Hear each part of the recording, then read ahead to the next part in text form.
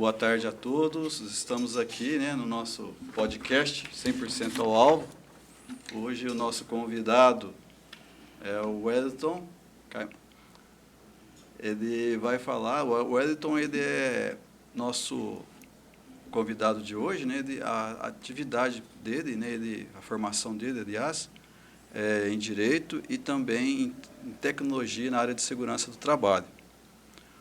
O Wellington ele vai nos prestigiar hoje, né, no nosso podcast, falando sobre os desafios, né, da gestão de segurança do trabalho. Boa tarde, Wellington. Boa tarde, Douglas. Prazer estar aqui. Wellington, é um prazer em recebê-lo aqui, seja bem-vindo. Tá? A gente tem esse podcast, esse canal nosso, ele é aberto, sempre voltado para a segurança e, né, Douglas, meio ambiente, enfim. Saúde ocupacional. Saúde ocupacional. Esse é o nosso objetivo, né? Qualidade de vida no trabalho. Também, enfim. Isso. Nosso objetivo do canal é sempre a prevenção do trabalhador, transmitir conhecimentos, né, e também informar, né, aos nossos, vamos dizer assim, aos nossos ouvintes, aos nossos parceiros aí, que a prevenção é importante, né, e os nossos convidados são sempre pessoas, né, que transmitem a informação e conhecimento, né, para quem está nos assistindo, ouvindo e nos assistindo também. Que cria valores a agregar, né, Douglas? Sim, sim. Eu agradeço você por ter vindo, tá? Muito obrigado. E o nosso tema de hoje, Douglas, é os desafios da auditoria do trabalho na gestão DSST. Justo? Sim, a auditoria, quando a gente fala de auditoria, né, a gente fala de auditoria interna, externa, né? E a necessidade de sempre a empresa, vamos dizer assim, ter uma melhoria contínua na sua gestão de segurança do trabalho. É importante a empresa sempre se preocupar e sempre autossugerir na questão da segurança e também no meio ambiente e da saúde ocupacional, porque hoje engloba tudo, né? Quando a gente fala de gestão integrada, a gente está falando da qualidade de vida, do meio ambiente, da saúde e da segurança do trabalhador. Exatamente. E hoje, né, no caso, nós vamos falar sobre a questão do controle da segurança na empresa, da importância desse controle, da importância de estar não só as documentações em dia, mas a comprovação dessas documentações através de ações práticas de prevenção, né? Bom, o tema proposto é interessante, ele é muito vasto, tá? A gente vai dar só algumas pinceladas aqui, trocar umas ideias mesmo, porque tem muita coisa para ser discutida. Tá? Eu tenho, desde 2007, que eu milito na área, faço auditorias, tá? E com a experiência que a gente vai tendo, algumas coisas vão chamando a atenção da gente e a gente acaba trazendo essa experiência para o nosso dia a dia. E eu consegui até formular algumas ideias que eu gostaria de compartilhar, né, agradecendo sempre o convite, que possa ajudar o pessoal que faz auditoria interna, externa, aquilo que você falou para certificação, a ter um olhar específico, tá, de uma auditoria para ir nos pontos que eu entendo que são relevantes numa organização, você ter essa visão ampla e também escalonada, né, que parte desde o que do que a gente chama do chão, né, chão de fábrica, até a parte mais operacional, um pouquinho, mais técnica, até a gestão. Tá? Então, tudo que eu vou falar aqui vai tentar abranger isso daí, como que uma gestão de riscos ocupacionais vai poder ser vista conforme essa perspectiva. Tá? Então, a gente vai começar aqui, tá, sobre, mais no chão de fábrica, onde a gente vai fazer o quê? Uma verificação dos cumprimentos das normas. Tá? As normas regulamentadoras, principalmente porque são normas de saúde e segurança do trabalho, é o que a gente mais trabalha. É muito importante, são inúmeras normas, todo mundo sabe esse tanto de NR que tem. Tá? Então, cada empresa vai ter o seu foco para poder analisar isso daí. Mas todas elas vão ter em comum essa questão de ter várias, mesmo sendo uma atividade específica, várias normas regulamentadoras vão estar vigendo ali. Se a gente pegar, por exemplo, uma metalúrgica, você vai ter NR12, tá? Vai ter NR6, NR1, NR9, vai ter tudo isso daí. E alguns setores específicos aí sim vai mudar um pouco. Se for, por exemplo, o setor da agricultura, né, do trabalho rural, vai ser mais especificamente a NR31 e algumas exceções que vai ser aplicado, ou se for trabalho portuário, tá? Mas vamos focar no geral, no que seria uma empresa comum, sem focar num setor, Segmento dela. num segmento qualquer. Começando pela verificação do cumprimento, tá? Das normas trabalhistas. Geralmente, o que se faz? Você faz um checklist daquilo que você tem que está conforme ou não conforme. Então, você pega o que está na norma, tá? E aquilo que realmente faz parte do escopo, que está nas atividades da empresa, e vai batendo.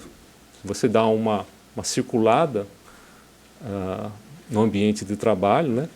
E vai fazendo esse checklist das coisas. Então, é um primeiro cara a cara que é bem básico, ou seja, você não só é como se fosse tirar uma foto do que está acontecendo no ambiente de trabalho. Isso sem levar em consideração ainda, que a gente vai falar depois, do gerenciamento. Só estamos vendo o cumprimento de normas. Então, você vai olhar ali se vai ter, o pessoal está usando o EPI adequado ou não, tá? Se você vai ter as proteções coletivas que são necessárias, se você vai ter algum tipo de medida administrativa até, de sinalização, vigendo. Então, tudo isso é importante nesse primeiro contato que você tem com o ambiente de trabalho. E é lógico que tem que ter um conhecimento também das normas. Como isso não é comum você decorar todas as normas, né, que é muita coisa. É muita norma, né, Wesley? Atualmente eu sei que tem 38 normas, e algumas em estudo aí, né, Luciano? Então, mas tem umas que a gente sabe mais, outras a gente sabe menos, depende muito do segmento que a gente atua, que a gente está envolvido, né? Isso. Por mais que a gente trabalhe há anos com o assunto, é difícil a gente decorar. A gente sempre realmente tem que, antes de fazer uma vistoria, se preparar. Sim. Olhar os itens principais, aqueles que são mais correlatos com a atividade, e fazer realmente um checklist, ou se, geralmente quando a pessoa está muito acostumada e trabalha só no nicho, ela tem esse checklist mental, né? Sim. Também é comum. Mas é sempre bom ter esse checklist para poder abranger o quê? Essa diversidade e essa quantidade grande de normas que tem que ser observadas. Tá? Mesmo porque hoje elas se complementam, né? Por exemplo, você pega a 18 com a 24, com a 10, ela sempre está mencionando uma mencionar a outra, né? Então é importante a gente sempre vamos dizer assim, não decorar a norma, porque ela vai conversar com a outra depois. Às vezes a outra, né, complementa com alguma coisa diferente. Né? É muito difícil uma norma de saúde e segurança ser estanque, porque ela sempre vai estar interagindo com outras. Né? Se você pegar uma NR35 de trabalho em altura, ela também vai estar interagindo com outras atividades da empresa, porque ninguém trabalha só em altura, ela está fazendo outra coisa, vai poder estar manipulando uma ferramenta, tá? Vai poder estar fazendo uma atividade diferenciada ali que vai atrair a aplicação de outras NRs para a situação. É o que você fala que ao mesmo tempo que a pessoa está em altura, ela está usando uma máquina. Isso. Ela não vai estar simplesmente à altura. Exatamente. Né? Aí já vai NR12, já vai NR35. A 10, né, se for um trabalho com eletricidade. Exatamente. A linka uma na outra. Isso aí é interessante. Né? É quem se especifica só numa norma, não tem como. A pessoa tem que abrir o leque e ler tudo, entender e saber onde está e saber como procurar. Eu penso, acho que dessa forma, né, Wesley? Isso, e ter essa flexibilidade, né? Porque, às vezes, por mais que uma norma não seja, vamos dizer assim, unanimemente obrigatória, todos entendam, essa norma é obrigatória. Às vezes você pode ter uma divergência na interpretação da norma. Tá? Por exemplo, você falar, olha, eu vou aplicar um item da NR35 na construção civil. Mas a construção civil trata da trabalho em altura, mas não esgota. Então a pessoa... Então, mas a organização, a empresa, ela tem essa liberdade de fazer isso, de ela escolher o que ela quer para ela. Tá? Se ela quer uma profundidade maior, se ela é uma empresa de construção civil, que é uma profundidade maior em trabalho à altura, ela pode e deve buscar na NR35 e em outros documentos legais também essa melhoria, porque isso já demonstra que é um amadurecimento da empresa. Isso. Tá? Ela não está só cumprindo normas. Isso é um outro nível, mas nesse primeiro nível vai ser mais isso, de você poder olhar o que está certo, o que está errado, tá? Fazer o checklist. E o que vai aparecer aqui? Muito. você vai estar coletando sintomas. Sintomas de uma má gestão ou vai estar verificando as qualidades de uma boa gestão. Sim. Tá? Você ainda não vai estar vendo a causa. Às vezes você está vendo ali, por exemplo, um setor que ninguém usa EPI, mas você não sabe por quê, qual é a causa de não ter o EPI. Tá? Uhum. Só para dar um exemplo que fica muito fácil, é um exemplo que é bem fácil de entender, é quando teve a pandemia. Não tinha. Deu um sumiço de máscara de EPI. Isso é verdade. Tá? Então, às vezes, mesmo que você quisesse fornecer para uma empresa aquela proteção respiratória que você estava acostumado a fornecer, já era uma batalha, era mais E difícil. o custo de uma máscara elevou absurdo. É. Uma máscara de R$ 1,50 você pagava R$ 8 na época. Isso, Foi exatamente. muito alto. Além de não Muito encontrar, alto. aumentou o Então valor. tem essa disparidade sempre daquilo que você enxerga e depois você vai ter que descobrir a causa. Mas ali é aquilo que eu falo, é a fotografia do que está acontecendo. Tá? Então isso é o que a gente mais vê nesse primeiro nível que a gente chega para olhar, que é o chão de fábrica, o estabelecimento como um todo, o meio ambiente, do jeito como ele é. Tá? Sem questionar, sem fazer muito... sem pensar sobre os porquês, mas só vendo a situação. Então essa é a primeira etapa que eu acho que todo mundo que for fazer uma auditoria vai ter que passar, vai ter que encontrar. Ô Wellington, e você acha que as empresas fazem o possível ou o necessário? Elas puxam pela responsabilidade? Você acha que ainda ou você acha que a gente está gatinhando nisso ainda, entendeu? O que você me fala sobre isso? Assim, não dá para generalizar. Se eu dar uma resposta geral, eu vou estar assim excluindo algumas empresas, algum tipo de empresa, tá? Por isso que eu vou tocar mais para frente no assunto, que é os tipos de gestão que eu considero que podem ter numa empresa. Sim. Então, se você pegar uma empresa, se você for pegar no geral, que a maioria das empresas que você tem numa determinada região são pequenas, tá? Microempresa ou EPP, então você vai ver que vai acontecer muita coisa que não vai acontecer, por exemplo, numa empresa muito grande, numa multinacional. Tá? Isso começa desde o quê? Do registro dos trabalhadores, tá? Do pagamento, da contabilidade, tudo isso vai vendo, inclusive o cumprimento das normas de saúde e segurança. Então você vai ter uma coisa mais incipiente nessas empresas menores. Então, se eu fosse dar um apanhado geral do que eu acho, que assim, realmente a maioria das empresas, elas estão num nível ainda que precisa melhorar muito. Bastante, né? Principalmente as pequenas, aquelas que não têm uma assessoria, elas têm que estar ainda amadurecendo, pegando experiência, e isso ela vai conseguir através de uma série de atores sociais, né? A fiscalização, os representantes dos trabalhadores, tá? A legislação em si, o que faz o governo para poder emitir de normatividade que vai afetar eles. Tá? E até agora que nós estamos em uma era de ESG, né? Que é a parte do social, a empresa que às vezes quer crescer e ela não tem o cumprimento da parte social, ela vai ficar para trás no mercado. Então, tudo isso vai afetar, né? Ela tem que estar consciente disso. Então, se eu fosse dar uma pincelada geral sobre tudo, eu acho que ainda falta muito. A maioria das empresas precisa crescer bastante. Né? Como você falou, né, a questão do porte das empresas, né, é difícil uma empresa que está começando agora, que a pessoa é mais empreendedor do que empresário, vamos dizer assim, Sim. Né, se preocupar um pouco com... É lógico que tem com que a segurança em né? si, né? E a documentação, ela é uma documentação... Vamos dizer que é uma documentação pesada hoje em dia, né? Você tem que ter um controle em cima daquilo. E você tem que gerir esse controle e ter alguém que faça isso. Bem feito. Bem feito. Então, eu te fiz essa pergunta porque a gente sente que ainda fica muito a desejar em relação ao controle da documentação em cima do SST nas empresas, né?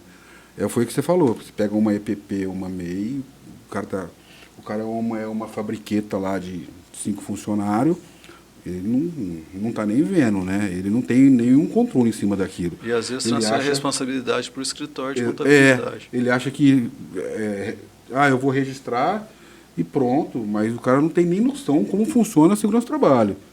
Eu acho que é assim que deve funcionar, não é, Wellington? Se você pegar a maioria dos empreendedores, é dissociado. Ele entende que o gerenciamento da empresa dele não tem a ver com conhecimento de saúde e segurança do trabalho. Isso, Ele terceiriza isso, isso, é. completamente. Ele Isso. deixa para uma empresa de assessoria, Isso. quando a empresa é pequena. E Ele vai normalmente falar, ele vê o preço, fala qual que é a mais barata. Sempre Né? custo, né, Douglas?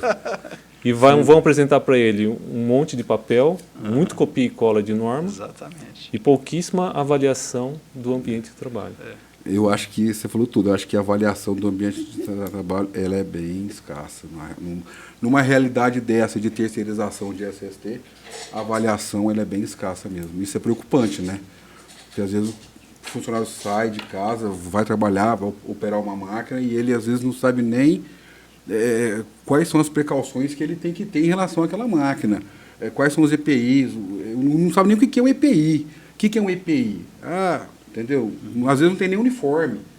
Então, isso aí é muito importante que as empresas, que as pequenas empresas passam, né, que os proprietários passam a entender um pouco mais sobre essas normas e ajudar a ter os funcionários, porque tem que ser responsável. Não, e tem que começar no início também, né? Isso. Deixar para fazer a hora que tiver com a empresa maior, não vai fazer.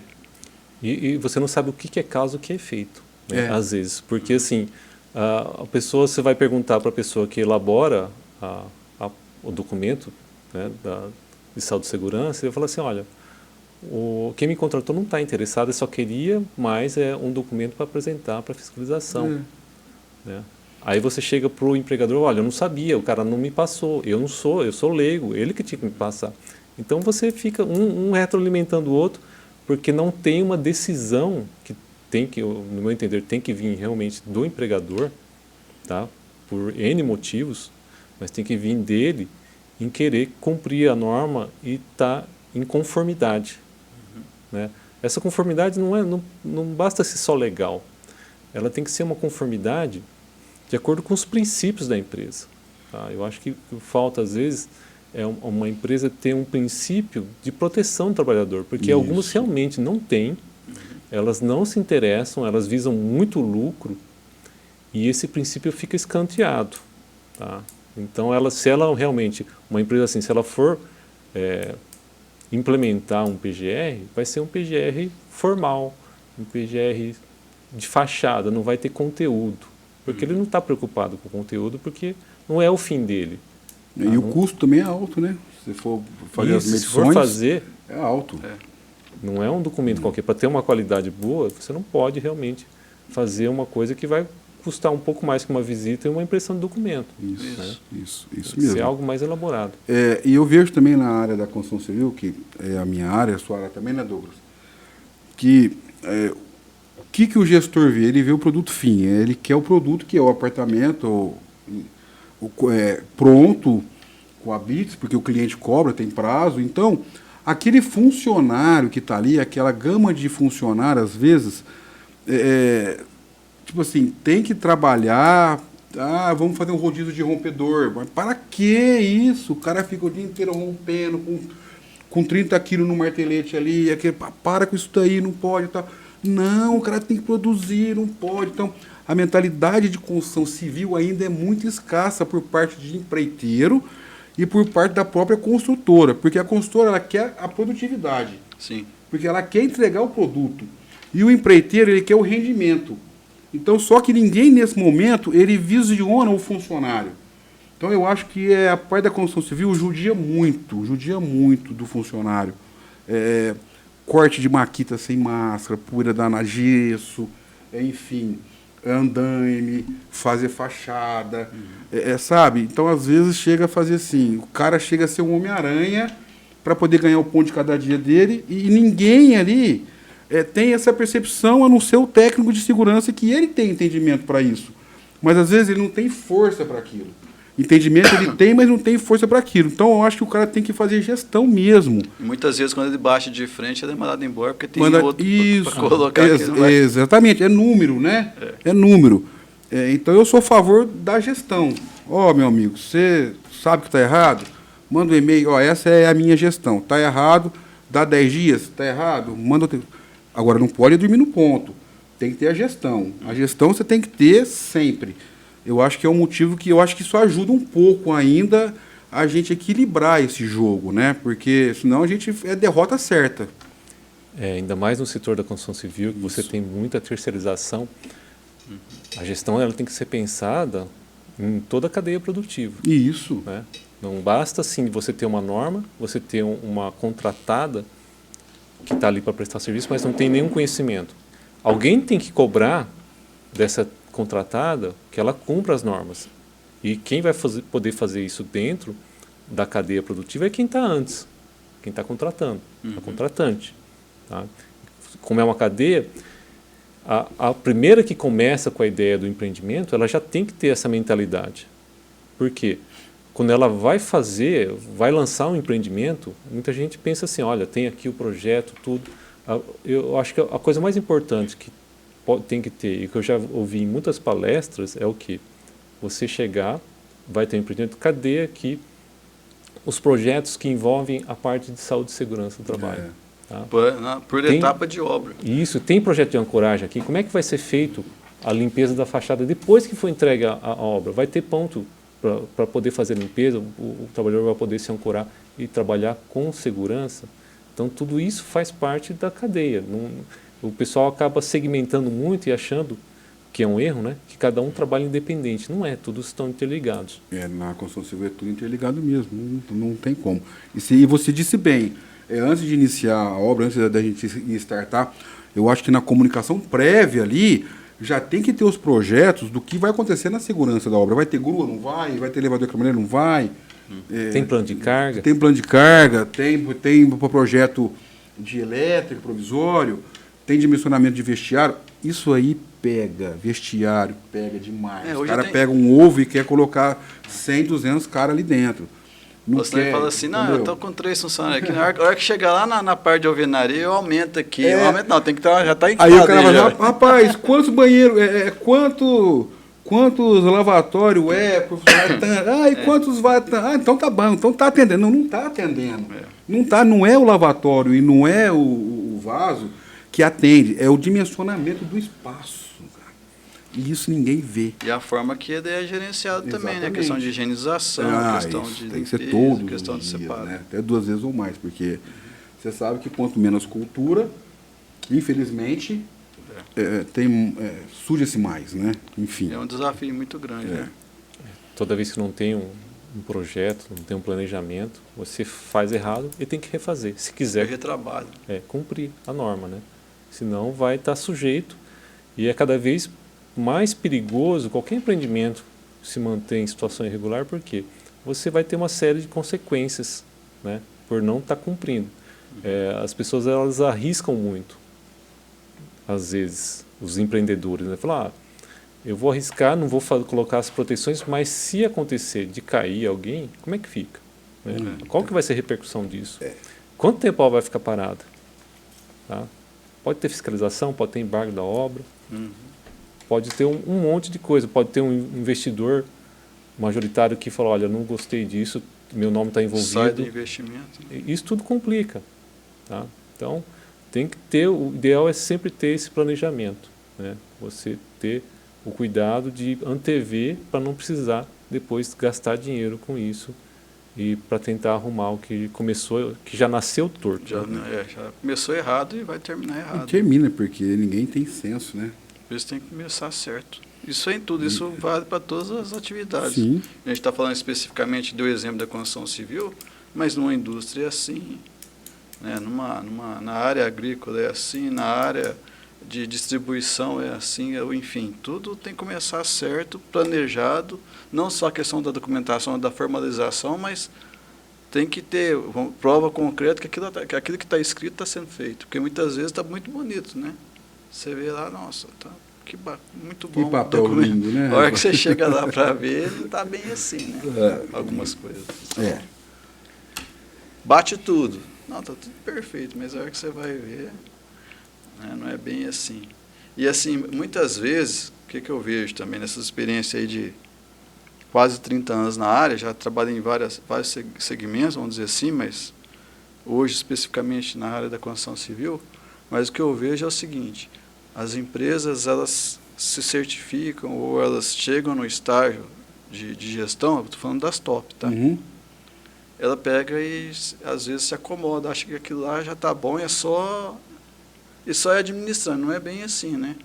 Porque às vezes quem está fazendo a gestão na área de segurança, por exemplo, conhece muito bem aquela norma, aquele segmento, né, específico, mas não atenta para as atualizações, para outras normas. Por exemplo, eu trabalho na metalúrgica, eu só vou ver NR12. Né, NR12 e NR11. Eu sou craque em NR12 e NR11, mas e as outras? Tá? Eu trabalho em altura, às vezes um espaço confinado, quando às vezes tem que descer, tem que fazer limpeza de uma caixa d'água, por exemplo. E não pensa nisso, entendeu? Só para isso pegar um gancho. As empresas que têm gestão, não vou nem falar das que não têm gestão. Só para pegar um gancho nesse bate-papo teu agora que você disse aí, você pega um ramo econômico, você pega um frigorífico, tá? A NR36, né? Ela é nova. Eu trabalhei em frigorífico lá para 2000 e alguma coisa. Tem 10, tudo isso que você disse. A gente tem espaço confinado, a gente tem trabalho em altura, a gente tem transporte, tem combustível, tem gás, tem tudo. Então, você imagina só, hoje a gente tem uma norma que ela dá diretriz, né? E antes dela, qual era a diretriz? É o que o Hélio disse, a gente tem que procurar nas normas, vai na 5, volta na 6, vai na 1, volta na 32, porque tem solda. Vai na 23, porque tem equipamento de combate. Vai na sinalização, as cores dos canos. E seguia e era assim que era feito. E era difícil. Vai fazer uma ampliação, vai na 18. Será que eu estou certo? Será que eu estou errado? Porque a gente batia muita cabeça, mas fazia. Mas mesmo assim ainda existia o perigo, né, o risco grande na auditoria. Vai ter uma auditoria. E aí? Não, o cara tem que limpar. Põe na empilhadeira, põe um pallet, sobe o cara lá e cinto. Que cinto? Que cinto? Não tem possível. Não, é 10 empilhadeiras, 10 caras limpando. Porque o mercado europeu vai vir fazer uma vistoria para comprar. Você entendeu? Então, é onde eu falo. A economia ainda é muito forte. Ela engole a segurança, às vezes, em alguns segmentos. Hoje já se tem a norma. Mas eu acredito que ainda se engole, às vezes. Então, é justamente isso, Elton, que o nosso podcast quer mostrar. A gente quer que as pessoas entendam que tem que ter o compromisso com a segurança. A gente briga por uma causa comum, eu, Douglas, a gente fez essa parceria porque a gente tem o mesmo pensamento. E a gente quer ver melhoria nas empresas, a gente quer que o funcionário seja respeitado, que ele volte para casa bem, se ele chegou bem, ele volte para a esposa, para os filhos. Só que, infelizmente, ainda não acontece isso, mas a gente vai conseguir. Devagarzinho a gente vai implantando. O trabalho da informação, do conhecimento, da transmissão daquilo que se sabe, né, das experiências, isso ajuda quem vai praticar não só a gestão de segurança, mas principalmente, né, aquele que vive no dia a dia no seu trabalho. Isso é importante. Eu acho que assim, eu sempre falo, né,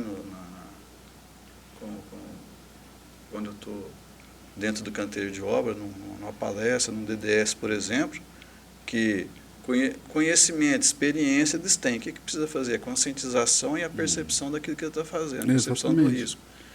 E isso tem que ser facilitado para os colegas também, porque às vezes a pessoa fala, eu estou aprendendo para mim, o outro que aprenda sozinho. Não é bem assim. A gente tem que compartilhar. Tem que compartilhar, inclusive em casa, entendeu? Inclusive em casa. Esses dias mesmo que a gente estava num evento, né, o mês todo, eu bati muito nessa tecla. Vocês têm que levar para casa aquilo que vocês ouvem aqui, aprendem aqui e vice-versa. Porque só assim vocês vão conseguir ser facilitador da melhoria, né, da prevenção, da segurança, da saúde. Senão, porque a gente falou muito lá, né, nesses dias, não só sobre prevenção de acidente, mas também da questão da saúde. Então, por exemplo, tudo que eles ouviram lá, né, tem que levar para casa.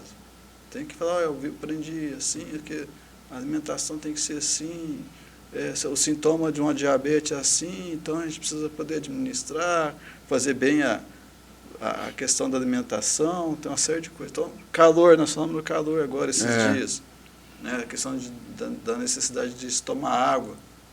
Né, em vez de tomar refrigerante, tomar água. Né?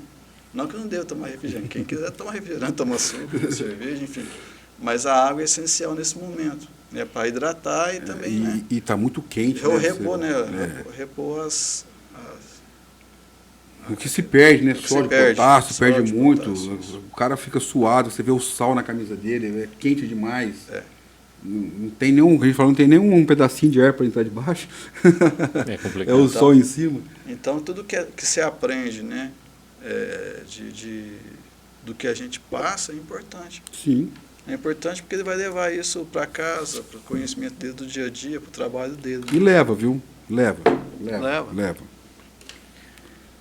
Falando um pouco da gestão, já que vocês tocaram nesse tema da gestão das empresas, as pequenas, as médias, as grandes, eu acho sempre interessante a gente lembrar assim, que uma empresa ela nunca nasce grande, ela nasce pequena e vai crescendo, a não ser que seja uma fusão, alguma outra coisa. Né? Então ela vai passando por processos de amadurecimento, né? Tanto na gestão normal dela, na produtividade, como na gestão de saúde e segurança do trabalho. Então, tem um começo dessa gestão, que geralmente são essas empresas familiares, né? Então, geralmente começa, tem um empreendedor, tem a sua família, muitas vezes ele coloca alguém da família ali.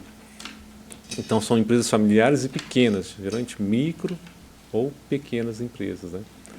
E eu considero que nesse tipo de empresa, quando elas estão começando, e o gestor não tem o conhecimento, né, de normas de saúde e segurança do trabalho, não tem conhecimento de gerenciamento de risco ocupacional, tem uma característica que eu chamo de gestão empírica nesse tipo de empresa. O que é o empírico? É aprender pela experiência. Então, a pessoa ela espera acontecer e aprende. Né? Ela começa a falar assim, olha, vamos colocar aquilo lá com a empilhadeira, você citou, né? Vamos pôr na empilhadeira. Aí um dia o cara cai e falou, não deu certo. Deu muito BO essa queda, estamos pagando uma indenização até agora. Então ele acaba aprendendo pela experiência. O empirismo não é ruim. O problema é a situação. Você aprender coisas boas por empirismo é ótimo. Nossa, eu vou descobrir o que é andar de esqui. Né? É uma maravilha, é uma experiência, mas é positiva. Agora, experiência ruim no ambiente de trabalho é a pior maneira de se aprender. Isso porque você já tem normas que elas estão ali justamente porque elas já sabem o resultado que pode advir de tal situação. Então elas já preconizam que seja feito de tal maneira, que não seja feito de tal maneira. Por isso você não precisa ter a experiência, né? Você não precisa ter a experiência de alguém perder uma mão ou um braço numa rosca sem fim, desprotegida, para falar, pô, você precisa proteger essa rosca. Tá? Não precisa ter essa experiência. Então, o que acontece? Essa gestão é muito empírica. Ela só vendo para crer. Porque você chegar, por mais que você tenha um conhecimento, e falar, olha, faça isso, faça aquilo, falar, mas eu nunca vi ninguém acidentar lá. Então, ele espera acontecer. Ele fica naquele lapso onde a probabilidade pode ocorrer. Se você tem qualquer coisa sem uma proteção coletiva e tem um risco, é uma questão de tempo para acontecer. E a pessoa, enquanto ela não vê isso acontecer, ela vai achar que não vai acontecer na empresa dela. Isso é um erro. Então, no começo, todas as empresas, porque a pessoa não tem esse conhecimento, ela tende a se comportar dessa maneira, tá?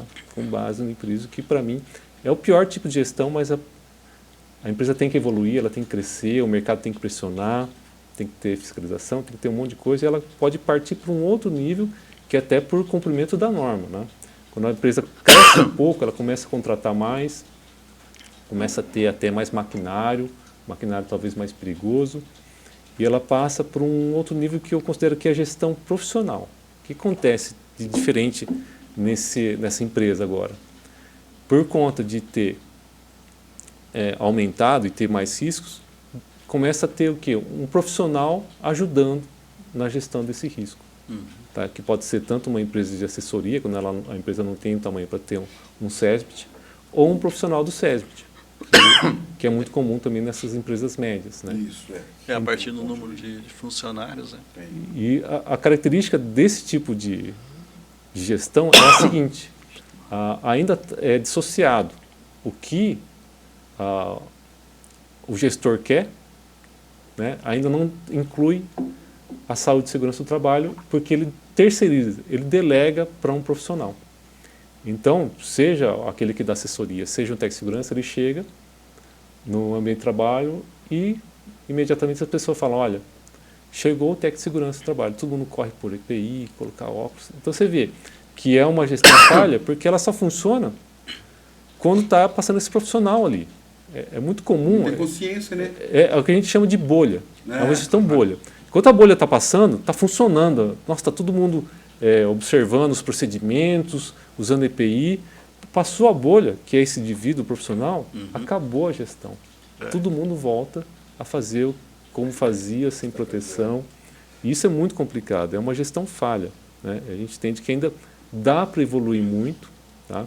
E a empresa, o gestor precisa entender que ele precisa ou abraçar a causa, ou ele precisa entender de saúde e segurança do trabalho. Por isso tem algumas normas que até exigem que o empregador tenha esse treinamento ou designe alguém para fazer essa parte. Né?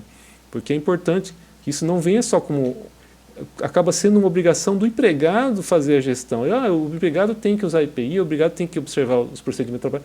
Mas cadê a contrapartida do empregador? Né? Ele quer isso também ou ele só quer a produção? Porque quando o empregador só quer a produção, fica um conflito claro disso aí. Porque se ele, por acaso, passou o profissional, a bolha do profissional, foi lá, protegeu a máquina, ele foi embora. Aí o trabalhador está produzindo na máquina e fala, olha, ou quebrou a proteção ou ela está atrapalhando. O que acontece? A proteção some. E o gestor olha aquilo e fala assim, isso é para o profissional, não é para mim. E deixa do jeito que está, porque está produzindo e ele entende que está bom, e você mantém aquela situação perigosa que vai gerar um acidente, uma situação acidentogênica que é o contrário da prevenção. Né? Então, essa é uma situação que a gente tem que evitar e a empresa precisa evoluir um pouco mais. Essa evolução vai começar a acontecer quando a saúde e segurança do trabalho começa a fazer parte do planejamento estratégico da empresa. É verdade, porque não pode ser só um ponto. É um ponto, às vezes, hoje em dia. Precisa de um técnico de segurança. Pega 10 currículos lá, acha quem é o melhor dos 10, joga aí. Faz um traçado do perfil. Faz o perfil do cara. Ó, amigão, aqui é assim, tá? Beleza? Beleza. Tá agradando? O cara tá me agradando. Então fica. O cara é chato, hein? Pega no pé, então, ó, tchau. Exatamente. Entendeu? Ele conta a produção. Isso. E você falou uma coisa aqui, muito importante, que eu penso também assim. Às vezes o empresário ele é mal assessorado em relação a empresas terceirizadas. Hoje o mercado é abrangente, né? Então, assessorias de segurança do trabalho tem um monte. Tanto medicina como segurança, um monte. E a concorrência é desleal. E às vezes a pessoa ela faz um custo muito lá embaixo para vender a marca dela para aquela empresa e não dá assessoria que deveria ser. Então, assim, o começo não justifica o fim. Ele quer o quê? Ele quer vender, ele quer ganhar, ele quer pagar as contas da empresa dele. Eu peguei mais um cliente, fechei por tantos reais no mês. Beleza. Aí o técnico da empresa passa lá a cada 2 meses e não tem uma gestão. É isso que você está falando. Por quê? Tudo é voltado no comercial. Tanto é a terceirização da segurança em empresa que o cara não tem noção. Então, quando o cara é mal assessorado, porque se ele não sabe, é uma coisa, mas se ele é bem assessorado, ó, lê aqui, vem cá, puxa, pega na mão do cara, ó, isso aqui, empresário, tem que ter, isso aqui acontece. Tem. Isso aqui acontece, você é responsável, você assume um crime, tá na lei e tal. o cara já começa a despertar. Opa, peraí, então tem que deixar o meu negócio redondo, mesmo que seja 70%. Mas quando ele tem uma assessoria ruim, não funciona, não é, Wellington? Não. Assessoria que vem de fora, o Douglas, e hoje em dia o que está Não é só assessoria, isso, né? Às vezes a entendeu? empresa tem porte para ter um profissional no SESMIT e aquele profissional não foi mal contratado, pelo menos para aquela atividade fim. Ou está abafado.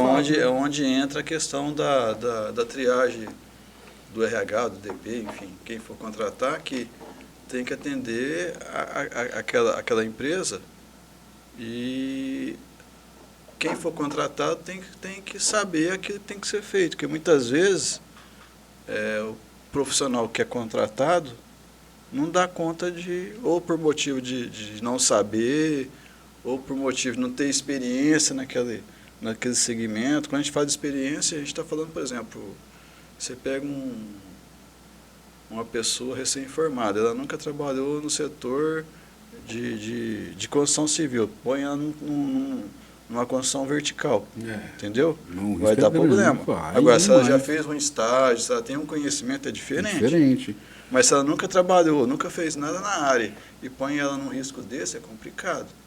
É pior que você contratar uma terceira para prestar o serviço, vamos dizer assim, uma terceira, né, que não vai fazer aquilo que deveria fazer. Então, quer dizer, ou está no mesmo nível, vamos dizer assim, né? Então, a empresa, na questão da segurança do trabalho, ela tem que ser bem orientada, sim, porque o empresário hoje, de qualquer segmento que seja, tem que conhecer dos riscos dele. Né? Quando a gente fala de risco, não é só o risco de financiar, Não, o risco é o risco de total, empreender, né? tem a questão do risco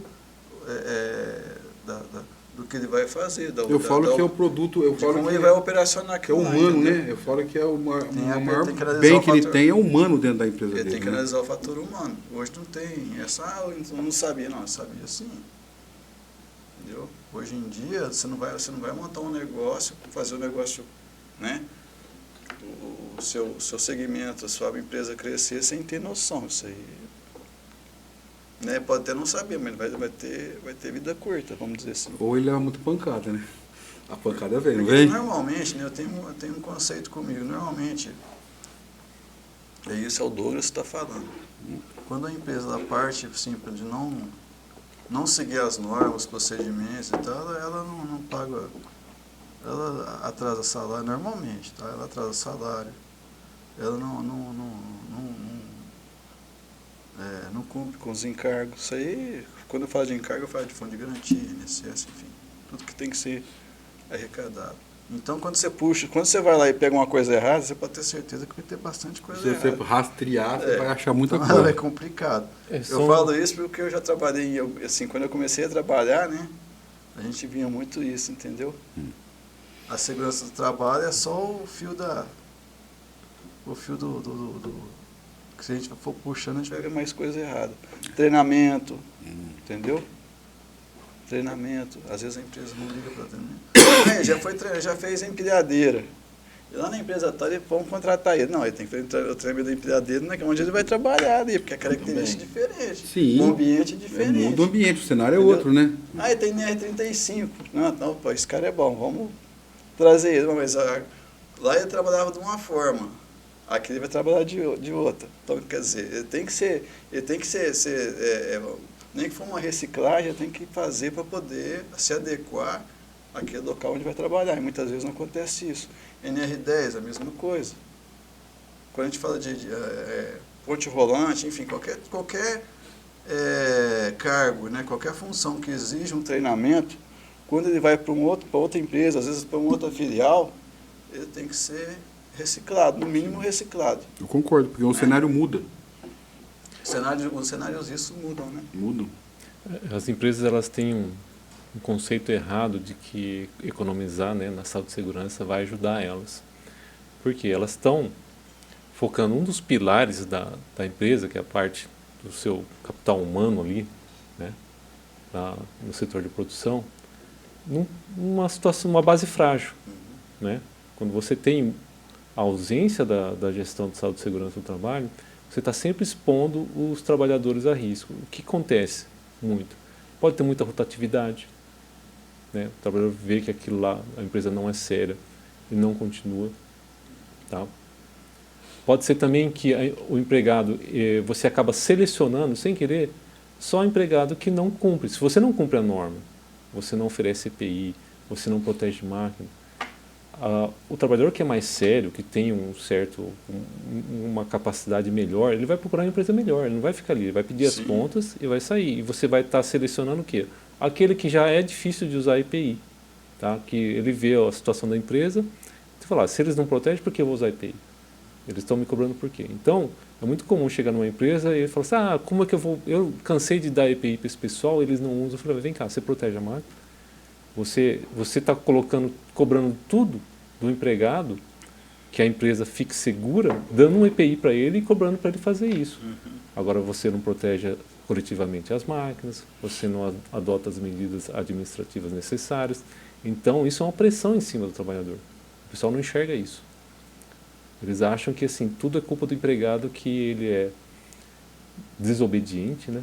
Ele não atende, mas ele não olha para si mesmo e vê assim, qual é a minha contrapartida? Eu estou fazendo a minha parte para o trabalhador confiar em mim e falar assim, olha, eu vou fazer, eu vou estar selecionando o meu empregador conforme o que eu quero. Né? Então, aquilo que você entrega, você está recebendo. Se você está entregando uma má gestão de saúde e segurança do trabalho, você vai, obviamente, só vai sobrar ali o trabalhador que também não está comprometido. O trabalhador é o reflexo daquilo que ele vê, né? E daquilo que ele tem para usar. Do líder dele, vamos dizer assim, desde o líder lá, próximo até a liderança geral da empresa, diretoria, gerente. É a tal da cultura empresarial. Isso. Quando você coloca uma cultura empresarial que é observado, diversos fatores, tá? Você acaba controlando melhor a empresa. Uma empresa sem cultura, ou com uma cultura empresarial totalmente libertina, ou seja, você não precisa pagar imposto, não precisa pagar salário, não precisa usar EPI, não precisa proteger nada, vira uma bagunça. Tá? O exemplo que eu sempre dou quando eu vou conversar sobre cultura empresarial é a do metrô de São Paulo. Todo mundo já foi, sabe como é que é. E ali você tem uma cultura que ninguém precisa se inscrever nada, te dar um folheto. A nossa cultura é essa. Você entra, você sente. O que é lá? Um lugar limpo, organizado, não tem barulho, não tem bagunça. Tá? Então a pessoa, quando ela entra ali, ela sente aquela cultura. Às vezes ela entrou comendo um cachorro quente ali, tá com uma coisa na mão, com um copo de coca. Ela entra, vê aquilo lá e ela passa pelo metrô, usa o serviço e ela não sabe por quê, mas se ela estivesse na rua, ela ia jogar tudo no chão ali. E ela segurou, esperou e jogou ali no local certo. No lixo. E ela nem sabe que ela fez isso. Por quê? Foi automático, né? É a cultura do ambiente que está atingindo ela. Então, essa cultura que eu falo, quando o empregador não tem, ele vai achar que é culpa dos outros. Mas ele não estabeleceu essa cultura dentro do ambiente. Tem que ter. Tanto é que é muito como se você ficar na porta do metrô, na saída, você vai ver também o contrário. A pessoa não sabe porque ela segura um jogou no chão, ela sai bota o pé fora do metrô, tem um lixo, ela joga no chão, tem um lixo do lado, ela joga no chão e vai embora. Tá? Então isso é a cultura. Isso é uma cultura inversa, né? É o não verbal, isso que é importante. O empregador, quando ele consegue atingir esse nível, o empregado que entra e fala, opa, aqui não tem conversa, eu não posso ficar sem EPI, senão eu vou rodar. E aqui é um lugar bom, tem um refeitório organizado. Limpo, né? Os banheiros são limpos. Isso. Então, é até mais fácil você selecionar o trabalhador que realmente não tem compromisso. Ou ele pede para sair, ou é fácil você pegar ele numa situação que vai dar uma disciplina e ele vai ser uma justa causa para ele. Ou então ele até se molda, né? Às vezes ele até se molda. Ele se educa. Ele sente, não, peraí, rapaz, esse emprego é bom. Ele até se molda, porque, ele veio de outro lugar, tudo bagunçado. Aí chega lá, rapaz, aqui não posso isso não. E normalmente também, né, a receptividade, a recepção dele, né? Eu acho que ele já sente, né? É diferente, tem uma integração diferente. É a contrapartida, educação pelo exemplo. Isso. Você dá o exemplo de bom empregador, o empregado te retribui. Esse negócio do ambiente que você está dizendo aí, que essa cultura, né, que você disse no ambiente, é muito interessante. É bom para se pensar. Às vezes você está fazendo um escarcéu, porque não usa, porque não faz, eu já falei para usar. Mas no diálogo DDS, nas ações que você toma, você consegue trazer para você isso que você está precisando. É muito interessante isso. Mais um exemplo, só que dessa vez é um pouco trágico, tá? Um acidente de trabalho, o trabalhador caiu na concretagem da laje. Aí foram ver, conversando lá com o engenheiro residente na obra, falou, olha, já falei com o mestre de obra, o que aconteceu? Ele não estava usando EPI. A culpa é dele. Porque a gente treina, tenta, quando o pessoal entra na obra, a gente treina, oferece tudo isso aí, e ele não estava usando, então a culpa é dele. Aí você vai puxar a coisa, ver como é que é a cultura da obra, você vê um monte de bagunça ali. Você vê um monte de gente sem EPI, o armador sem óculos, né? Aí você vê um pessoal subindo já para fazer trabalho em altura, mas sem o cinto. Onde está o cinto? Ah, eu larguei lá em cima, É isso. no sol. É isso. Então, falta conscientização. Então, nesse caso, foi o seguinte, foram ver o que estava acontecendo era o seguinte, esse trabalhador, ele teve um problema ali, que era para entregar a obra, estava acabando o prazo, fizeram, começaram a concretagem num dia, uma parte, então esse trabalhador tem que ficar, quando começa a concretar, não pode parar, né? Sim, Ele saiu do trabalho 10 horas da noite, até chegar em casa era meia-noite, dormiu até as 4 e saiu para estar 6 horas de novo lá. Aí de novo foi trabalhado de novo, aquela coisa de estar fazendo a concretagem lá em cima, a armação e tudo, e o cara cai sem o cinto mesmo e vai perguntar como é que é a cultura da empresa em relação ao controle do fornecimento de EPI, né? A gente tem EPI aqui sim, então onde está? Você vai ver, está numa casinha ali jogado num canto, cheio de cal, de concreto, tudo largado. E quantos tem? Tem 4. Quantos carpinteiros você tem? Nós temos 10. não condiz. E eles todos estão usando, então tem 10 e está sobrando 4 aqui? Não, ele só tem 4. Então, assim, é fácil você imputar a própria vítima, né, a culpa pelo acidente. Mas cadê a contrapartida do empregador? Ele não fornecia EPI, e se para você usar o EPI, você tem que disputar com mais 10 marmanjos, a pessoa fala assim, eu vou fazer do meu jeito. Então você criou uma cultura da pessoa ter que tolerar um risco. Eles acabam ficando tolerantes. Falar, eu fiz isso uma vez, trabalhei sem cinto, ninguém falou nada, e ela acaba ficando tolerante. Porque ela sabe que ela tem que trabalhar, ela precisa levar dinheiro para casa. Exatamente. Isso quando o cinto não vira, em vez de ser EPI, é EPC, né? Praticamente proteção coletiva. O mesmo cinto é para 10 pessoas. Então, tá? é complicado isso. Né? Você vê que é a cultura da empresa que às vezes, quando ela não está interessada em achar a solução, ela acha o culpado. E quando o cara pega o talabarte duplo, ele amarra um mosquetão de 60, de 55 nas costas do cinto, e o outro mosquetão lá. Então o cinto é para ficar 2 pernas, né? Que é o duplo e tal, ela faz ficar um negócio gigante. Fala, meu amigo, o que você está fazendo? Eu precisava chegar ali, cara, não tinha jeito. Então, curto. Tá curto. Infelizmente. Ele tem que se virar. Tem. Tem que levar o sustento para casa. Uma situação que eu lembrei agora, né? De cultura. Há muitos anos atrás, eu trabalhava numa empresa que a gente prestava serviço. E aí eu cheguei numa metalúrgica de Esquadrilha, uma cidadezinha pequena aqui da região.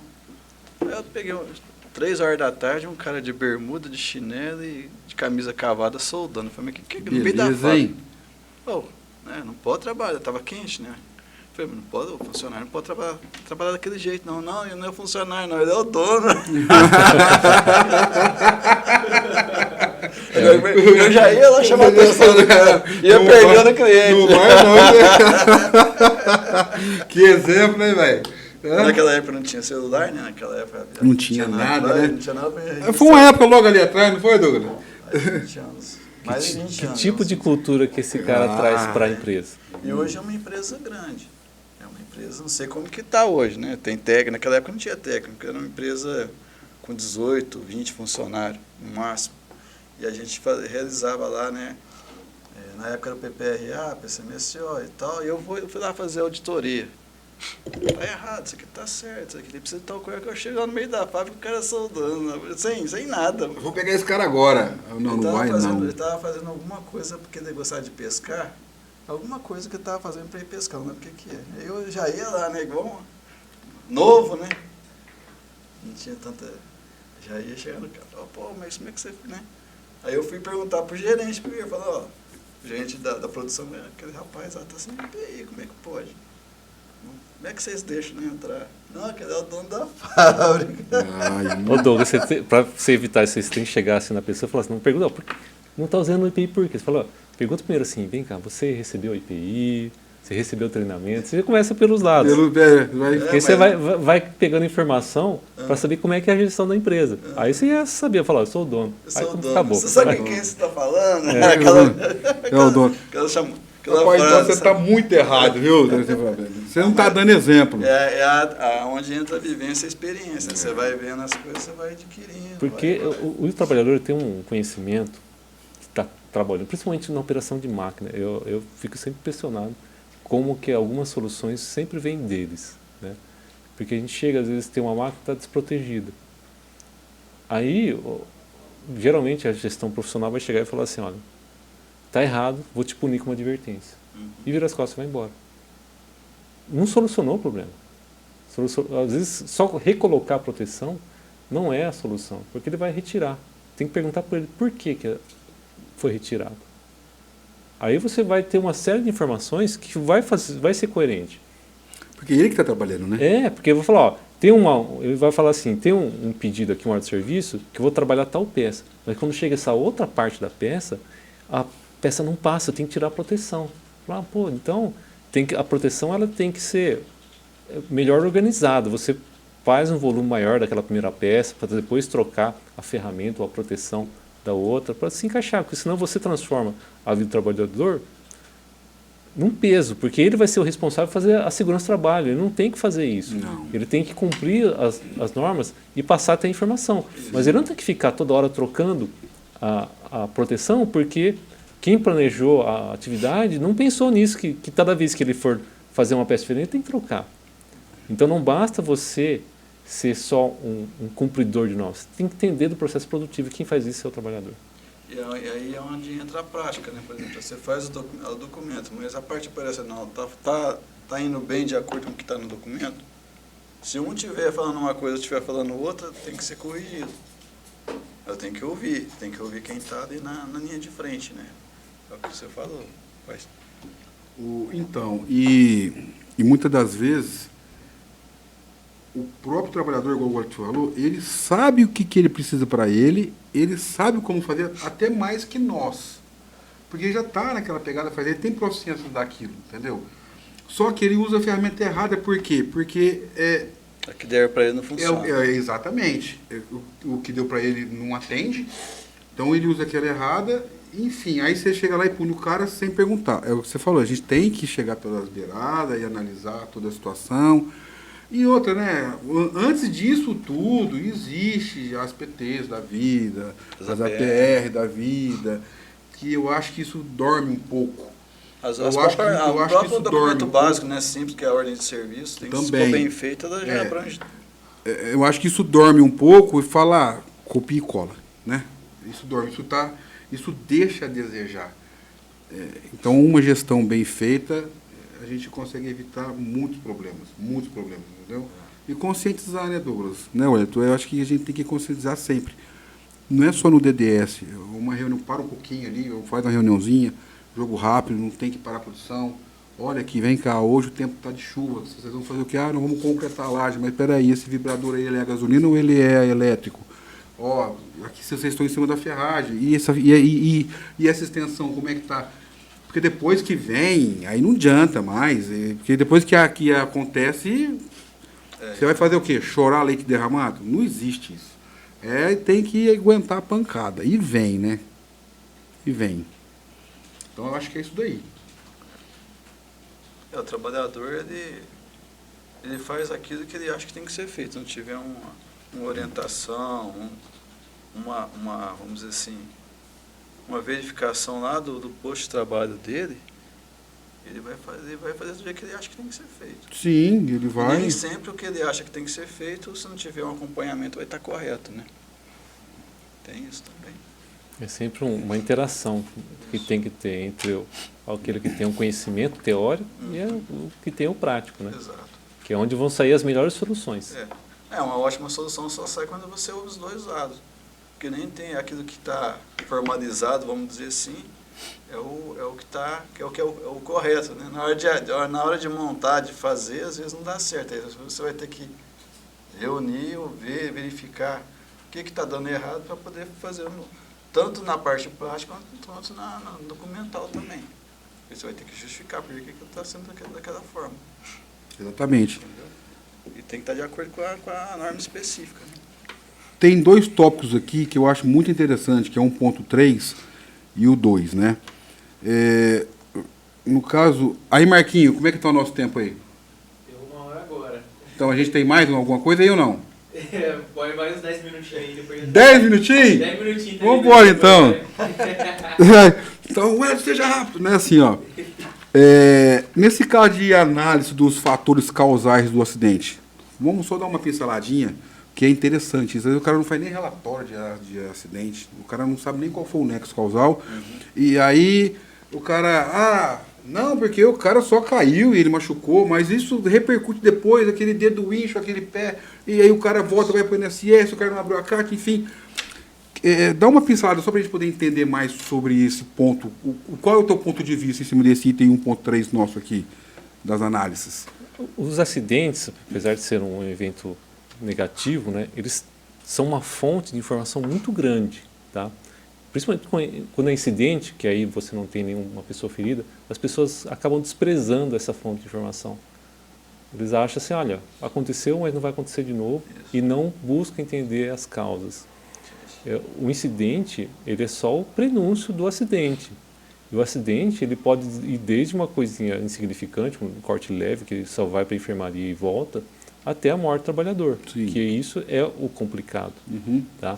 Então, o relatório, quando é bem feito, ele vai poder trazer para a empresa os motivos que levaram ao acidente e que vão ajudar não só na preservação da saúde do trabalhador, da segurança dele, mas também, às vezes, vai trazer soluções que vão melhorar o funcionamento da produtividade, como que gira essa produção da empresa. Então, são vários exemplos que você pode ter de acidentes simples, né, que você poderia ter contido no começo, mas é como se você tivesse assim, olha, tem uma máquina que está com uma vibração. Qual que é o que a gente faz para parar de vibrar? A gente põe um toco aqui. Parou de vibrar, mas depois de uma meia hora, 1 hora, por causa da vibração, o toco sai, aí você vai lá e põe de novo. Então, em vez de resolver o problema, a pessoa fica remediando e criando vários incidentes. Até que chega um momento que ela vai tentar pôr o toco e ela perde a mão. E vira um acidente grave. Então, todo acidente, o incidente, ele é muito rico em informação. Tem que ser analisado. Né? De preferência, incidente antes que aconteça o acidente. Sim. Mas mesmo quando acontece, tem que ser analisado. Mas tem que ser analisado com uma visão prevencionista. Porque se você, às vezes, coloca alguns interesses que não têm a ver com o prevencionismo, mas fazem parte da empresa, por exemplo, algum tipo de... a empresa fica preocupada em pagar a indenização, então ela vai querer... Achar um culpado. Sempre, né? Isso, ela vai transformar uma análise de acidente num relatório para imputar a culpa para a vítima. Exatamente. E isso tem um prejuízo enorme para a prevenção, porque assim, quem acreditar nesse relatório vai achar que realmente o culpado foi empregado, tá? E não vai adotar nenhuma medida. Então é muito comum ter um acidente de trabalho. Aí, como a análise do acidente entende que a causa foi o tal Negligência. auto inseguro do Ato empregado. O ato seguro é uma maravilha, né? E aí, as medidas corretivas? Sem perícia. Treinamento. Ou seja, você pegou o quê? Uma situação que se limitou a uma medida administrativa, mais nada. Ou seja, você mudou a realidade? Não. Não mudou, não colocou uma proteção, não fez nada. Eu acho que você só quis pôr um fim naquilo. Isso. Com essas atitudes. Você só quis tapar o buraco. Maquiar, fazer uma né? maquiagem bonita Isso, lá e tal. tapar o buraco, mas não resolver o problema. Porque daqui a pouco o buraco destampa e aparece o problema de novo lá. Tá? Então, tem que estar sempre de olho nisso. É uma coisa que realmente eu fico impressionado como as empresas desprezam essa importância. Porque acaba sendo, ainda mais uma empresa que tem muito acidente, acontece do trabalhador ou do líder de produção ficar anestesiado, ele fica totalmente indiferente. Acho tudo comum, né? Até comum. quando acontece acidente, às vezes fica assim, tinha que acontecer, é uma fatalidade. Isso, para mim, é uma outra palavra também que é complicada. Fatalidade não é, porque se você for analisar, sempre vai ter uma causa Sempre tem uma e causa. vai dar para evitar. A não ser que seja algo realmente, uma tecnologia nova, que realmente, às vezes, tem que acontecer para aprender certas coisas, né? Mas a grande maioria das coisas já aconteceu, alguém já estudou e já propôs uma medida corretiva que está aí, seja numa norma técnica, seja uma ANR, está aí, é só procurar. Procurar e aplicar. Bom, boa medida. E para a gente acabar, Wellington, vamos dar uma pinceladinha só nessa parte que eu acho muito importante, que são os atributos da legislação com repercussão na segurança, né? Eu entendo que seja assim, rápido. Quando a empresa contrata, quando ela contrata alguém, mas sem contratar, ela contrata e joga lá. Fala, não posso registrar esse cara agora, porque esse cara agora não tem... Está recebendo seguro. Recebendo seguro, tal. E eu acho que isso resbala demais na segurança do trabalho. Porque é muito perigoso. E se esse cara volta no tópico de cima, e se esse cara se acidenta sem registro? Eu só queria que você só desse uma explanada sobre a parte documental em relação ao SESMIT e a nossa responsabilidade, entendeu? Como que você entende nesse tópico aqui? É também uma questão da cultura empresarial. Se a empresa ela renega para o segundo plano esses aspectos formais de legislação, que é, por exemplo, a contratação, o que se dirá do restante? Tá? Então, quando isso vai também para o aspecto econômico, no pagamento, às vezes você estimula o trabalhador a trabalhar, a produzir mais, pagando por produção e deixando um salário irrisório fixo. Tá? Eu acho que isso é temerário. A pessoa ela tem que ter a segurança de que ela vai fazer o trabalho dela corretamente e vai ser remunerada por isso. Pode ter um pouco de produtividade?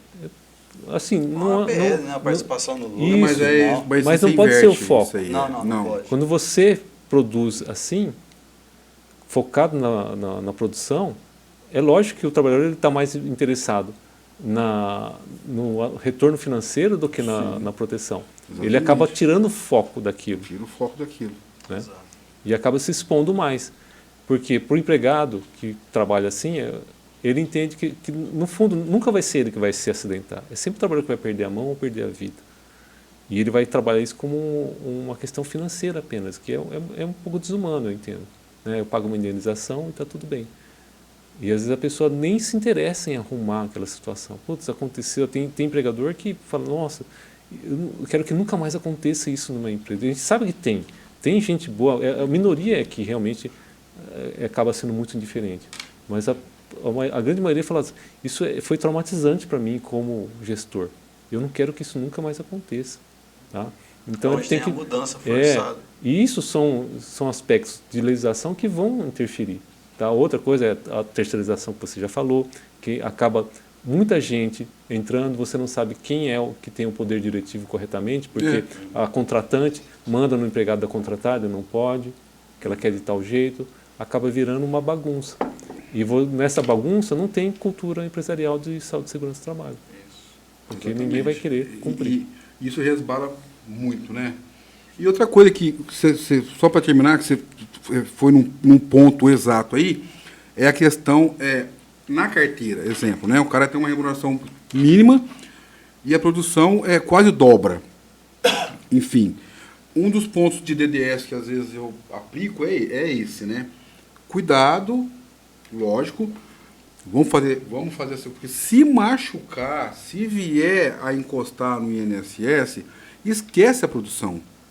Ela não existe mais. Aquele conforto que você tem na tua casa, aquele salário a mais que você tem, que você leva para casa, você não vai levar. Você vai levar sofrimento seu, da tua família, e pouca grana no bolso, porque esquece a produção. O que rege para o INSS é o registro de carteira, não é isso? Justo? Então aquilo acaba. Então eu sempre foco nesse ponto aí, a fim de antená-los, né? Mas a gente consegue aí, tipo assim, de 50 pessoas, 10, 15 entende. Então acho que está ótimo. Se 15 saiu de lá com entendimento desse tipo, aí o cara passa a ser um prevencionista junto com nós. Isso é interessante. Também, né? Isso é muito interessante. Quer finalizar, Douglas? Eu gostaria, né, antes de deixar as palavras finais com eles, agradecer a sua presença aqui, né? Rica, né? A gente ia falar aí 45 minutos, cara, uma hora, a gente acabou. É que você gostou demais, Marquinhos. Vai que vai, A né? culpa é sua, Marquinhos. E a gente acabou se estendendo, né? Acho que foi muito rico.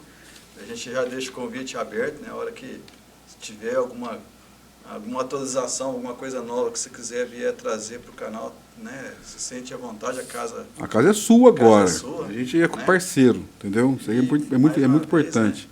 Muito obrigado por estar aqui. E a gente espera sempre contar com você aqui também, né? E quando você quiser, né? Como o Luciano falou, a casa é sua. E eu tinha tanta pergunta, rapaz. Mas não dá o tempo hoje. A gente pode voltar algum outro Pode, dia, pode, conversar pode. mais. Uma norma nova, É, uma norma Isso, polêmica. quando tiver Volta sim. coisa nova a gente discutir, a gente discute. Isso, a gente mas volta. Esse aqui é o segundo podcast nosso, né? Graças a Deus, o primeiro foi com o Júlio, foi muito bom. E esse segundo foi contigo, muito bom, parabéns. Eu agradeço você demais pela humildade de ter ajudado a gente, de ter vindo aqui, entendeu? A gente está começando agora a levar essa informação. E todos os dois, né, Douglas? O do Júlio e o teu de hoje, sempre vai ficar com gosto de quero mais. Porque é interessante. O Júlio, eu quero mais. O teu, eu quero mais. Porque a gente é um bate-papo gostoso e cheio de informação. Isso é muito importante. E o tempo parece que 1 hora... Ah, que 1 hora. Já deu mais. Já deu 1h12, né, Marquinhos? Está quase expulsando a gente já daqui do auditório. Mas é muito bom. Agradeço você de parabéns. Muito, muito obrigado mesmo, tá? Por você ter vindo aqui hoje. Nos dar esse prestígio aí. Eu que agradeço o convite, tá? Espero ter alcançado as expectativas de vocês e fico sempre aberto mesmo a um próximo convite ou uma próxima oportunidade. Toda vez que tiver alguma coisa nova, vamos ver E vai levar um brinde hoje, não vai, Douglas? Vai. Ah, você vai levar um brinde hoje. Nossa. Hã? Qual que é o brinde dele hoje, Douglas? A nossa canequinha. A nossa canequinha. Então vamos fazer um brinde aqui, Douglas? Opa. A nossa canequinha Saúde. aqui, graças a Deus, está 100% saúde. da prevenção. 100% Vou guardar com no muito álcool. carinho. Guarda, Na usa, minha toma seu estante de café. livros. Ah, De prevenção vai de ter a prevenção canequinha. vai ter canequinha? Vai ter. Isso. Eu acho que você vai ganhar mais umas 2 ou 3 ainda, viu? Que seja. Ainda vai vir boné, vai vir camiseta. Graças a Deus a gente tem muita ideia boa. Obrigado, né, Douglas? Bom, pessoal, obrigado pela força, obrigado por estar com nós aí. A gente ainda quer fazer um ao vivo. Sim. É só criar um pouco mais de coragem, né, Douglas? A gente sabe que é uma experiência nova. Coisa nova, né? É muito novo, a gente está gostando demais. Eu estou apaixonado nisso daqui, é muito bom. E eu agradeço a todo mundo, ao pessoal que vai ouvir, que vai ver. Se inscreva e dá o quê? O like. Dá o like, Dá o like, é importante. Dá o like né? e siga. É né? importante, siga, né? É importante pra gente isso daí, né? Valeu, pessoal. Muito obrigado. Show de bola. Agradeço de coração. Abraço, pessoal. Até mais. Até mais.